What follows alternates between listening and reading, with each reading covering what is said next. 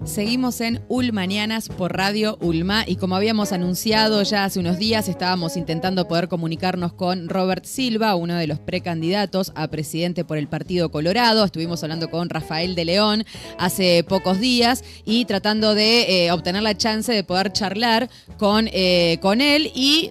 Nuevamente tenemos la buena fortuna y la buena disposición de candidatos que no tienen ningún inconveniente en comunicarse con los medios del interior. Así que ya le vamos a dar la bienvenida a Robert. Muy buen día, Robert. Muchas gracias por atendernos. ¿Qué tal? Un gusto estar conversando contigo y la audiencia de la radio en un lugar tan lindo como el que están ustedes. Robert, ¿desde dónde nos estás hablando en este momento? ¿Desde qué lugar del país? ¿Por dónde andás? Hoy me quedé, ayer y hoy estoy destinado a varios asuntos y temas acá por Montevideo y he tenido reuniones. Hoy de noche tengo una, mañana tengo de tarde, de noche, por varios barrios de acá de Montevideo y con gente que me convoca y bueno, es un poco la idea de ir presentando nuestro proyecto y conociendo planteamientos, intereses, opiniones favorables y también de las otras, porque con todo es que vamos haciendo nuestro camino. Claro, por supuesto. Un abrazo para toda la gente de Montevideo que nos está escuchando. Estuviste por acá, bueno, estuvimos hablando con Rafael de León, que es nuestro edil departamental por el Partido Colorado aquí en Rocha, y vas a venir en breve nuevamente por nuestro departamento. ¿Qué imagen tenés de Rocha? ¿Qué necesidades divisás, ves aquí en nuestro departamento? Bueno, la imagen de Rocha que tengo es de una sociedad muy compacta, muy profesional, que se caracteriza por su forma de hablar, la cultura que tiene y a su vez una sociedad que reclama con razón en varias cosas de las cuales tenemos que avanzar y en definitiva ir encontrando soluciones. Yo recuerdo cuando estuvimos ahí en Punta del Diablo con la inauguración de la escuela de tiempo completo, ahora con la inauguración de la UTU, que también era un largo reclamo en el ex local de la escuela, en colaboración con la Intendencia, que estuvo Juan Pereira de UTU y estuvimos trabajando. Es decir, es una sociedad que reclama atender necesidades vinculadas a la cultura, vinculadas a la educación, porque tiene claro que a través de la educación, de la formación, de la capacitación, se pueden encontrar las oportunidades que esta sociedad cada vez brinda más, pero exige más. Uh-huh. Mi padre lo que tenía era un cesto de escuela rural. Pudo criar a sus hijos y hacer de mí el primer universitario de la familia, allá cuando me vine de Tacuarembó a Montevideo en 1989.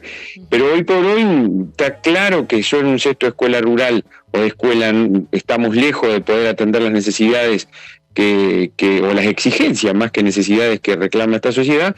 Ya hoy por hoy un cesto de liceo o de UTU está siendo insuficiente. Y nosotros tenemos una realidad que tenemos que avanzar. Entonces yo veo en Rocha ese reclamo permanente y también reclamos que he recorrido Rocha, he estado por Castillo, por Cebollatí, por 18 de Julio, por San Luis, por el Chuy, reclamos vinculados a lo que tiene que ver con salud, con posibilidades de salud, de mejorar el empleo, es decir, que haya más empleo, más trabajo.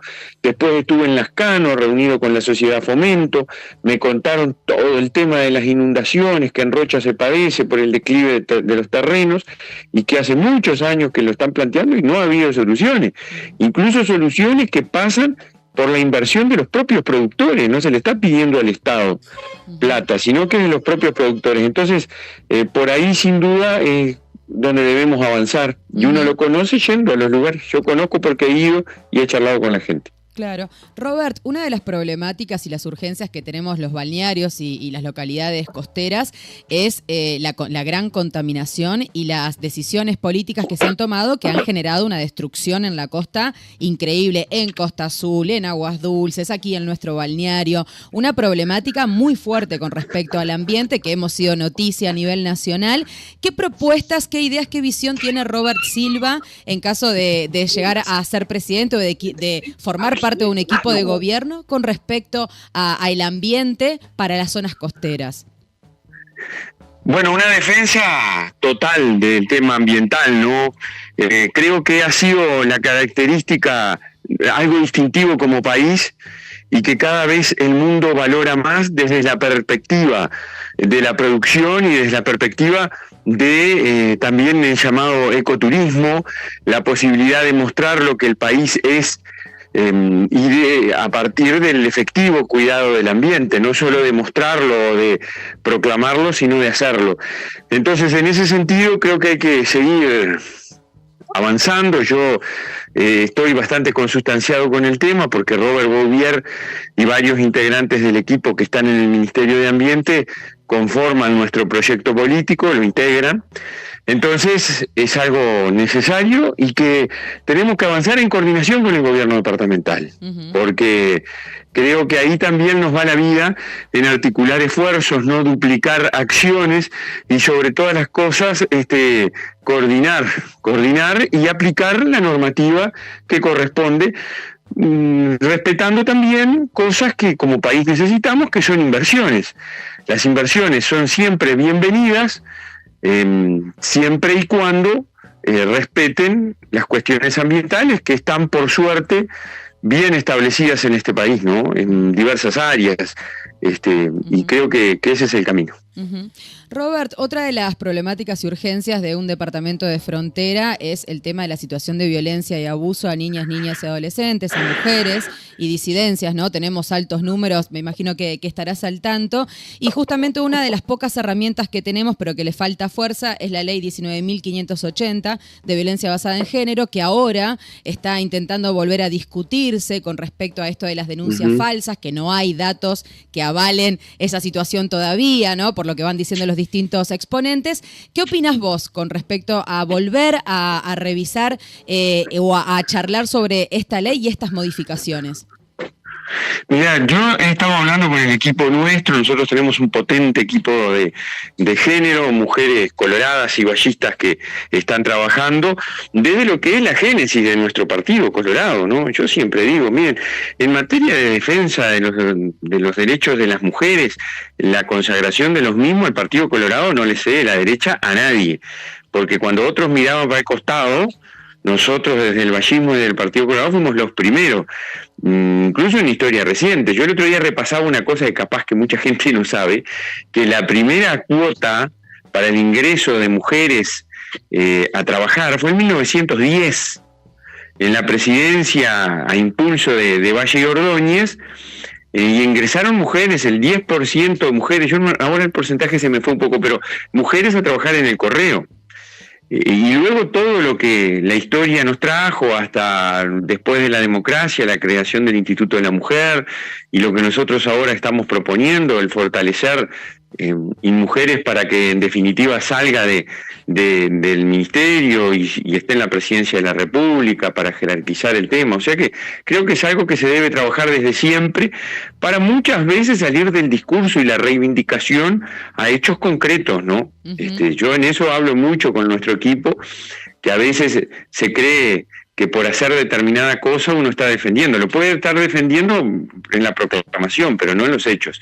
Entonces, hay que fortalecer todos los programas vinculados a estos temas, y la ley de género, yo lo estuve hablando y hay una disposición del equipo, bueno, y están estudiando a ver cuáles son las propuestas, qué es lo que ha planteado el Poder Ejecutivo, para atender lo que también hay que reconocer. Porque acá lo que no podemos negarnos, que hay un conjunto de la sociedad que atribuye a esta ley o que le da con mayor o menor argumento algunas cosas que habría que analizar. Entonces el equipo está viendo el tema, yo todavía no me he reunido con ellos, con ellas, que les pedí que lo analizaran bien y a partir de ahí vamos a tomar una posición. Robert, ¿cómo estás? Acá Martín te saluda. Te estuve escuchando, no sé qué estuviste haciendo por ahí, por Argentina. Te escuché con Chiche Helblum, ¿puede ser? Sí, me invitaron a una entrevista y así estuve. Bien, muy bien. Escuché que que hablabas, bueno, de la seguridad, que un poco es lo que te voy a consultar, cuáles son más o menos los lineamientos, porque bueno, hay una discusión acá muy fuerte con respecto a esto del Frente Amplio, que también un poco lo mencionabas en esa entrevista, que pareciera que el Frente Amplio lo que va a hacer es va a abrir las cárceles y va a dejar que salgan todos los presos y se va a terminar la represión en cuanto a la seguridad. ¿Vos crees que tiene que es así realmente? Digamos que es lo que propone el Frente Amplio, porque no es lo que hemos escuchado por parte de sus principales candidatos. Y por otro lado, ¿cómo ves a un nivel resumido que se tiene que atacar la seguridad? ¿Es con represión y después vemos la prevención, o es un trabajo más de prevención y después trabajamos la represión? ¿Cómo lo ves desde tu punto de vista? Mira, yo creo que no es correcto decir que el Frente Amplio va a llegar y va a liberar a todos los presos, porque eso sería irresponsable. Sí decir que el Frente Amplio llegó al gobierno y liberó algo así como 800 presos, y yo lo considero un error garrafal. Pero el primer error garrafal que cometió el Frente Amplio al hacer eso fue no acompañar de políticas públicas que atendieran la situación de esos presos, mujeres y hombres, que salieron a la calle sin acompañamiento, y por lo tanto muchos de ellos, como pasa hoy por hoy, volvieron a delinquir y volvieron a la cárcel. Entonces, hoy por hoy tienen en su programa una insinuación de que van por ese camino, y yo considero que no es correcto. Yo sí considero que tiene que haber una política de prevención y una política de rehabilitación. Ahí la llevo totalmente, porque el espíritu humanista que reina en nuestra sociedad, votemos lo que votemos, porque está impregnado en el ADN del uruguayo, lleva a que eso debe ser así, pero además por el propio interés de nosotros mismos. ¿O hasta cuándo vamos a seguir generando aumento de presos? Somos el 9º país en el mundo en relación a la cantidad de presos por habitante. Entonces algo hay que hacer, y ahí hay dos caminos, y yo te lo digo bien clarito desde el que ocupé en la educación, que colaboré mucho para que mejoráramos. Estamos lejísimos igual, reuniéndome mucho con Petit y articulando con él, el comisionado parlamentario del sistema carcelario, ¿verdad?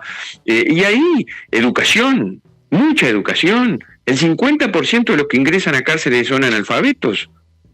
Entonces ahí tenemos un problemón. Falló ante el sistema, falló, fenómeno. Entonces trabajemos también en el sistema, en que terminen los ciclos, en que no abandonen y no se vayan. Pero estos ya están presos. Entonces lo que hay que hacer es que poner mucha educación, y por eso la primera UTU en el ex CONCAR que pusimos. Porque además de culminar la educación formal, tienen que generar herramientas para su inclusión posterior cuando sean liberados, ¿no? A través de los llamados oficios. Pero también hay que tratar la droga. Si hay un altísimo porcentaje, cerca del 80% consume. Y después hay que atender la salud mental, por sí o como derivado del tema de las adicciones. Y después, cuando salen de la cárcel, hay que hacer lo que hizo el MIDES, que yo lo celebré muchísimo junto con el Ministerio del Interior. Primero, que se pasó la Dirección Nacional de Liberados, o no exacto el nombre, no me acuerdo, para el MIDES. Y están trabajando mucho. Y se creó un centro que atiende a 500 liberados, que yo sé que es poco, pero bueno, hay que empezar, porque al principio quieren las cosas, los atendés con prestaciones sociales, con educación, que puedan tener un oficio, y ayudándolos, estimulando a empresas a que generen posibilidades de inclusión. Esto es, que tengan un empleo, que puedan rehacer su vida, porque hay muchísima gente que lo podemos recuperar. Yo soy un convencido que es así. Hay otros que sí, que también hay que decirlo, son irrecuperables, y hay que decirlo, porque ustedes lo que quiere la gente, que nosotros le hablemos con los que queremos ser gobernantes y les estamos pidiendo que nos voten, que digamos las cosas como son y con lo que nos parece que son, siempre abierto a que te convenza que puede estar equivocado. Entonces, en ese sentido, yo ya te hablé algo de prevención, algo de rehabilitación, y después tiene que haber represión. Sí, mire, sí, tiene que haber. No, yo digo que tiene que haber, porque si no, dejamos desprotegidos a las personas que se ven afectados en sus derechos, ya sea porque o los roban, o porque los agreden, o porque los vulneran. Y por eso yo, a diferencia del Frente Amplio, Digo a la internación compulsiva, que se acaba de aprobar la ley y el Frente Amplio la votó en contra, digo que sí. Porque hay gente que está en la intemperie, hay gente que está en la calle, o que anda deambulando, que muchos de ellos, además de tener dificultades en su vida y en su seguridad como tal, su propia vida, tienen problemas de adicciones, tienen problemas de salud mental. Y muchas veces afectan a la gente, sí, es cierto, a la gente que está llevando adelante su cotidianidad de vida. Y por eso yo también digo allanamiento nocturno sí, y el Frente Amplio dice que no. Yo digo que sí. Y digo clarito, decirle que no al allanamiento nocturno es decirle que sí al narcotráfico. Porque de noche operan las bocas de pasta base, el narcotráfico, todos lo sabemos, lo dicen los estudios, no lo dice Robert Silva. Entonces, también le digo que sí al allanamiento nocturno. Y le digo que sí a reforzar la Guardia Republicana y con 1.500 militares, que hay que entrenarlos, hay que evaluarlos, y sí, corresponde incorporarlos ahí a los que estén preparados con el entrenamiento correspondiente. Y regionalizar la Guardia Republicana, llevarla a los puntos más álgidos, digamos así, en los barrios o en las ciudades donde hay complicaciones y que estén a disposición para combatir estas cosas. Y también, ¿sabés qué te digo? Sí al cierre de las bocas de pasta base. Cuando nosotros llegamos al gobierno se cerraban 360 bocas de pasta base. Hoy en el 2023 más de 1.000 el año pasado. Los allanamientos diurnos, algo así como 800 y poquito en el 2019, más de 2.000 en el 2023. Hay que combatir, porque si no, la ola te pasa. Pero al momento que haces eso, reitero, porque además soy humanista y soy ballista, prevención y rehabilitación. Si no, no vamos a encontrar solución al tema seguridad. Hablando de eso, se me desprenden dos preguntas. Primero es esto de que mencionabas lo del narcotráfico. ¿Pensás en alguna medida también con el tema de lavado de activos y demás? Porque se ataca mucho la boca y el narcomenudeo, digamos, pero no hay, no sé, o no se ven muchas propuestas que tengan que ver con atacar a los narcos fuertes, ¿no? A los que traen la gran cantidad de droga al país. Sí, los que se están haciendo multimillonarios a expensas de envenenar a la gente. Nosotros tenemos, si ustedes se fijan ahí, vamos a presentar ahora este viernes todo nuestro programa, pero en www.robertsilva.uy, ahí tienen nuestras propuestas de seguridad y ahí van a encontrar un capítulo dedicado al narcotráfico y al narcomenudeo. En el narcotráfico ustedes saben que nosotros tenemos un gran problema, que es el colador del puerto de Montevideo. Que eso se agudizó en épocas anteriores. Hay almacenaje de droga que llega al país y luego se saca por el puerto. Entonces nosotros hemos presentado una propuesta de blindaje del puerto de Montevideo, que pasa por la militarización del mismo, que es apoyar la Prefectura Nacional Naval, que es la Armada, que es la que está a cargo de su seguridad, blindar el ingreso de mercadería, establecer un sistema de control público-privado, tomando lo que ya han hecho en el mundo. Miren que hay puertos que tienen unos sistemas de control muy modernos, usando tecnología, con participación de las empresas involucradas de los distintos sectores, recibiendo reconocimiento de distinta forma las empresas que colaboran en el tema, etcétera. Entonces vamos por esa línea y obviamente también por el tema del espacio aéreo, porque si nosotros no tenemos capacidad de controlar el norte del país, principalmente con los radares que tenemos que tener y con los aviones, porque aprobamos una ley de derribo, pero si no tenemos aviones, estamos en problema. Y luego el tema de las fronteras terrestres, que también hay que fortalecer, ya está el ejército ahí, y creo que hay que ir por esa línea, porque nuestro mercado, me lo dice la gente que sabe, miren que yo de esto hablo con la gente que sabe, porque yo en esto estoy aprendiendo, pero acá me lo dice la gente que sabe. Acá nuestro mercado no es atractivo, porque es un mercado muy chico. Acá el tema es que muchas cosas nos quedan a nosotros producto de ese trasiego, ese pasaje que hay aquí en el país. Y lo otro que creo que hay que hacer, y nosotros lo tenemos un capítulo de fortalecimiento de la Secretaría de Lucha contra el Lavado y el Crimen Organizado.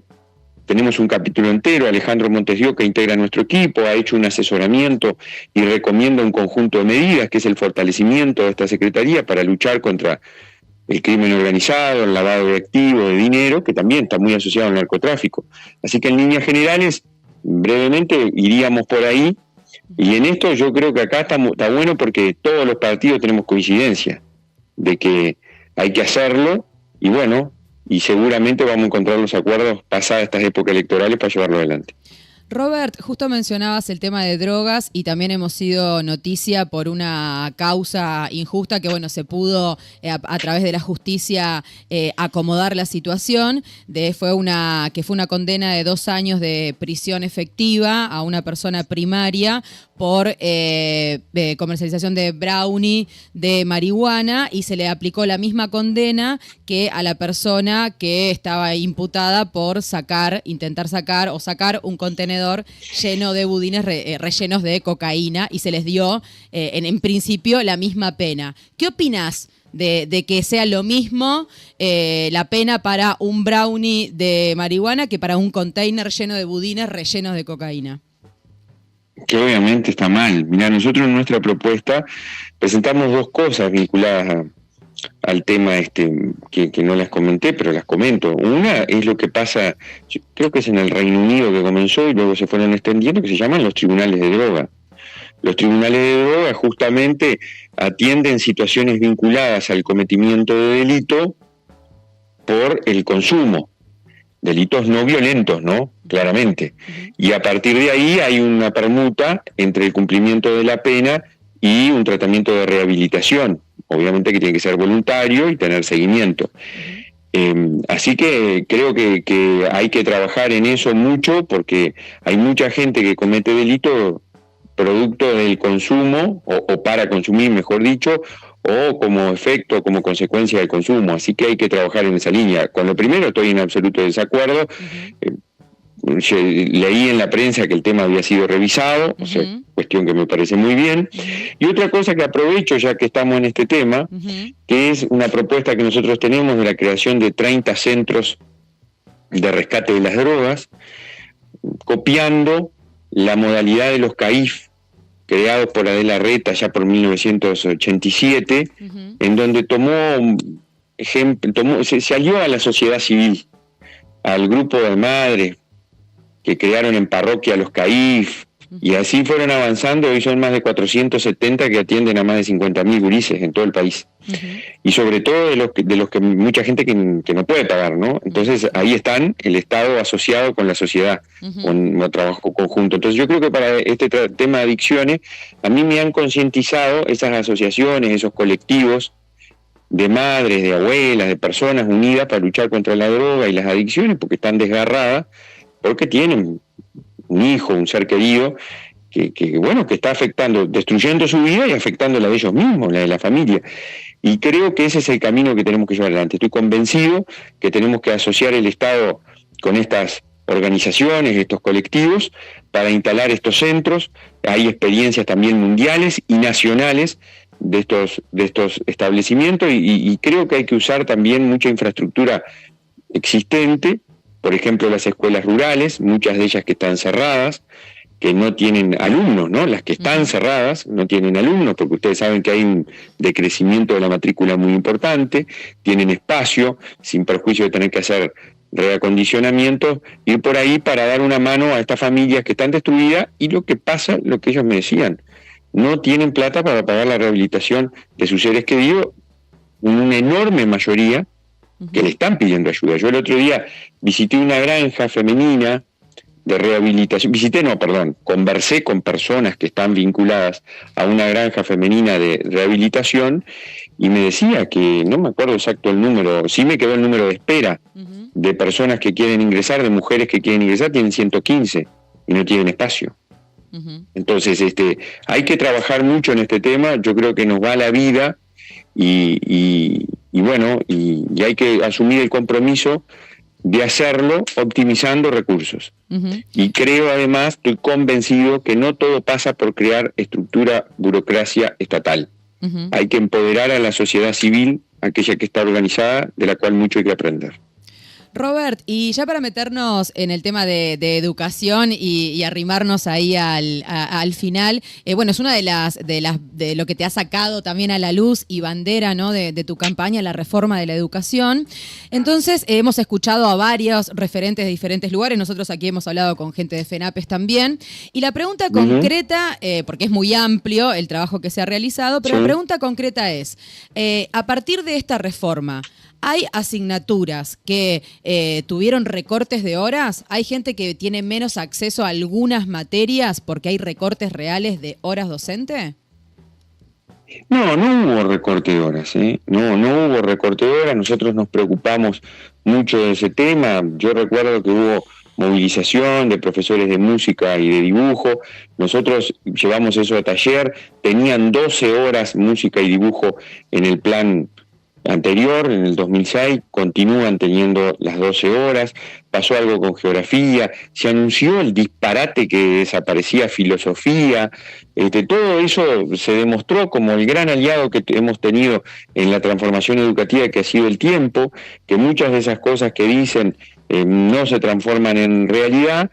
Después también anunciaron que había recortes de grupos, que había disminución de horas. Y aquí hay un tema, la creación de grupos, y la gente lo sabe, y los docentes que están en el aula saben que es así, las maestras, los profes. Hay grupos y hay alumnos. Si no hay estudiantes, no hay grupo.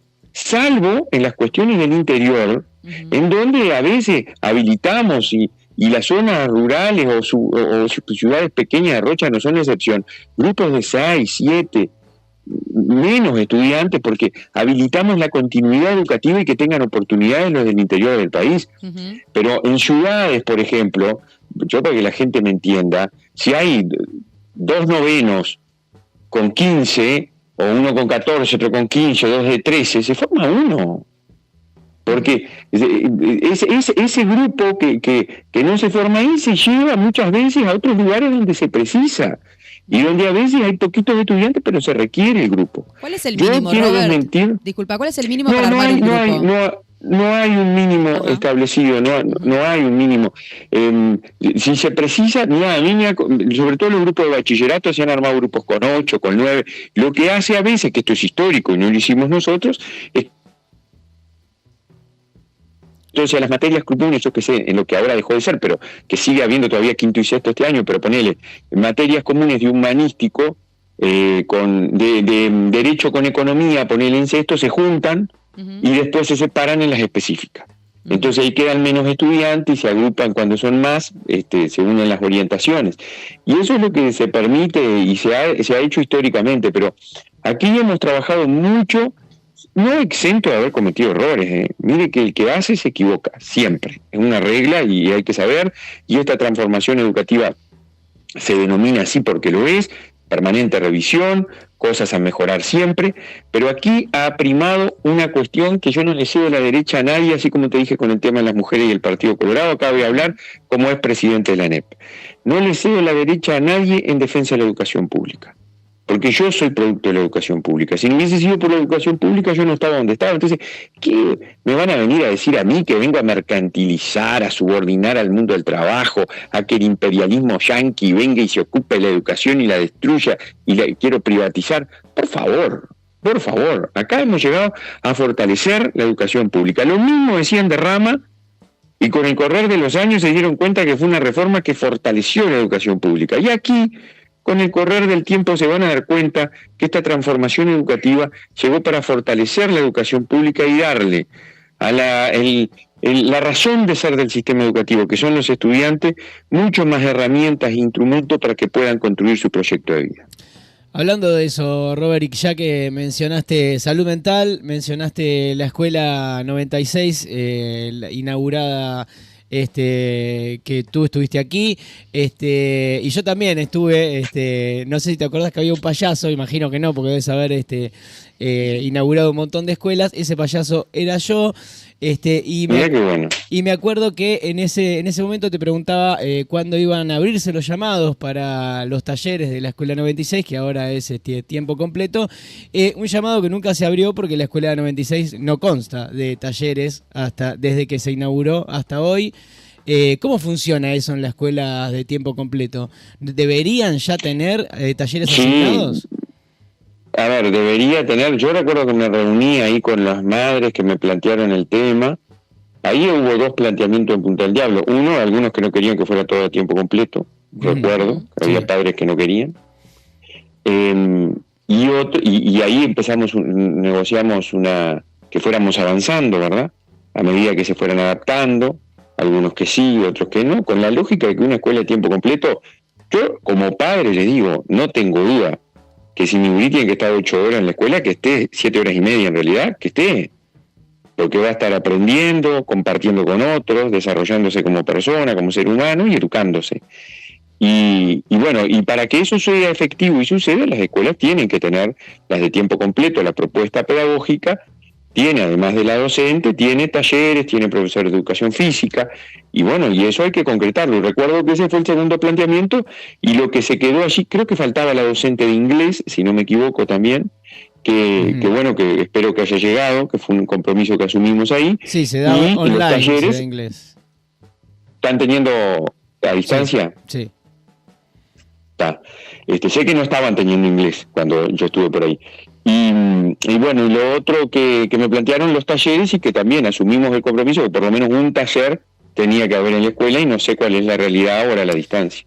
Y la realidad es que tenemos una escuela de 8 horas que las maestras no saben qué hacer, porque, digo, esa fuerza de voluntad de los padres y las madres que se acercan a dar algún taller para ayudarlas. Yo estoy también dando una mano, dándoles taller de teatro, por ejemplo, pero tiene que ver más con la comunidad que con el sistema educativo.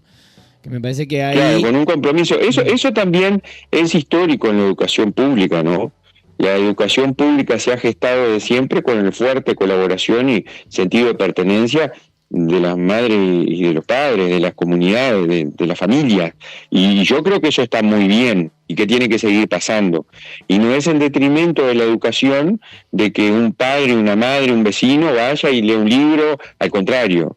Así debe ser la educación. La educación cerrada en los muros de la escuela no funciona, no funcionó nunca y no funciona en la sociedad que nos toca hoy por hoy. Sin perjuicio, el sistema educativo, comparto contigo, tiene que asegurar unos mínimos, porque tiene que estar.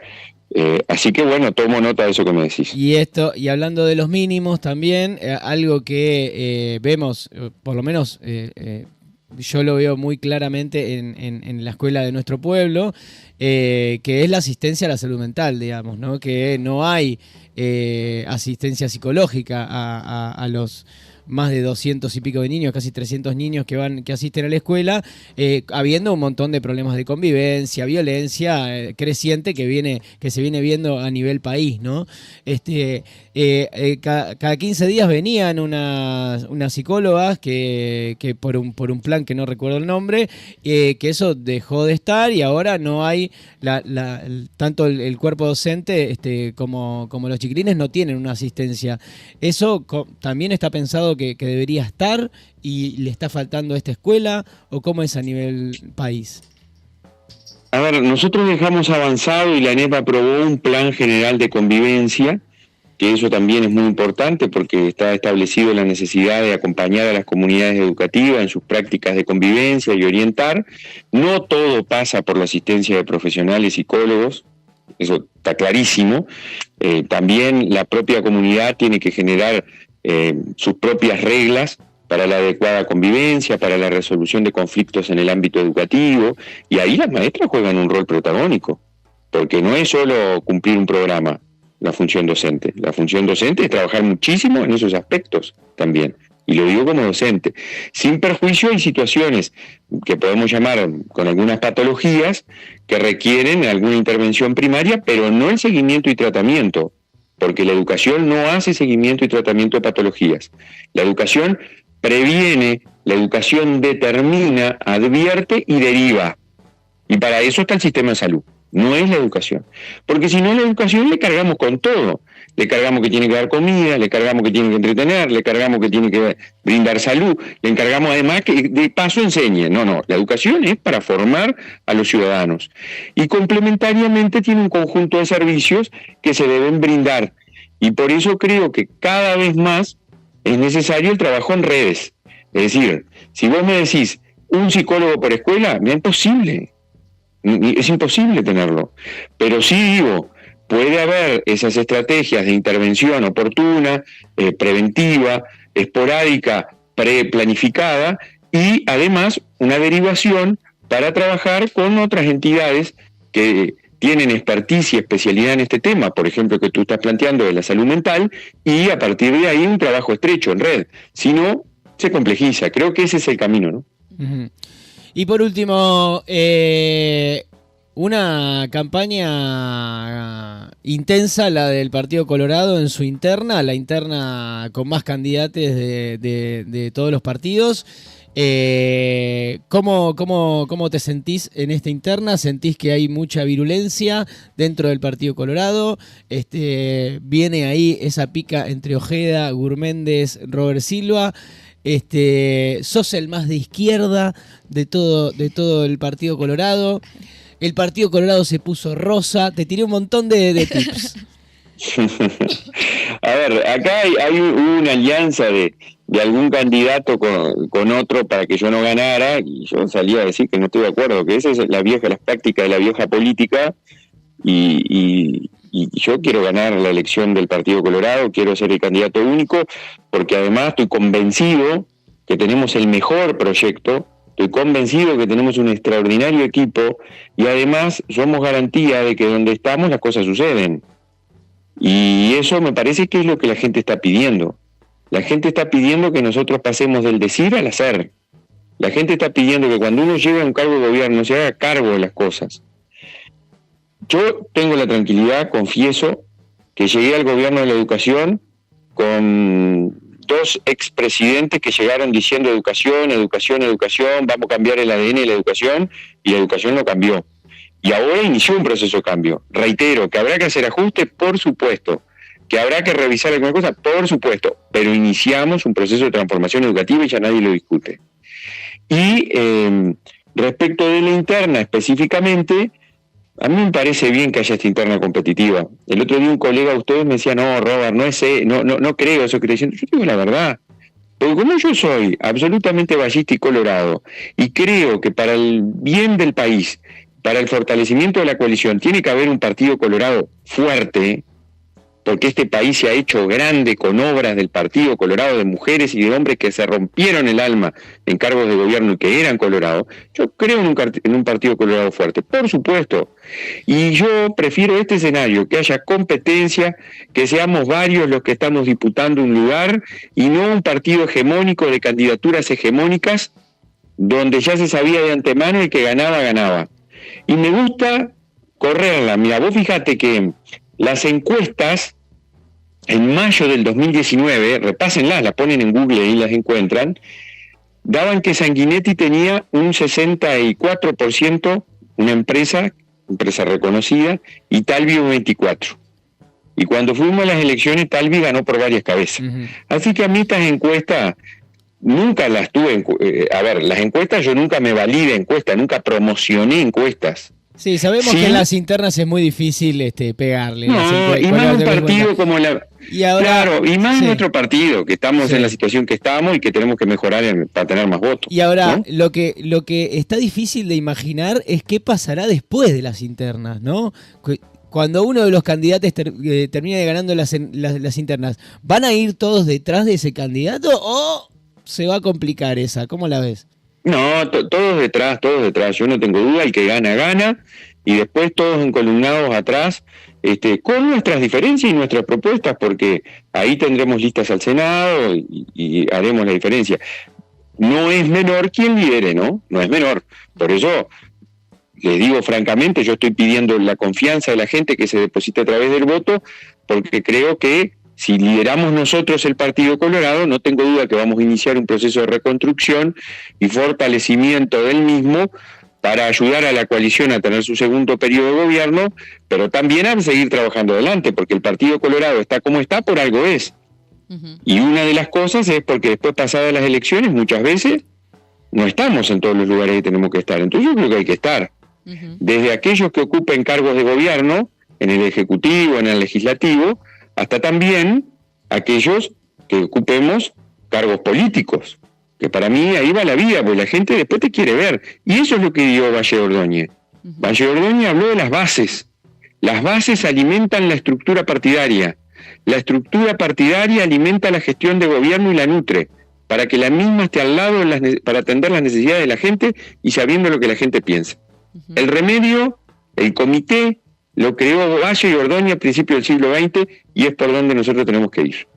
Robert, muchísimas gracias por este rato de conversación. La verdad, para nosotros es súper importante saber que las personas que están buscando un lugar, no solamente detrás de la presidencia, sino también de ser parte de equipos de gobiernos que están atentos y abiertos a poder hablar con las comunidades. Y hay un último compromiso que nuestro querido Speroni le hace a las personas candidatas.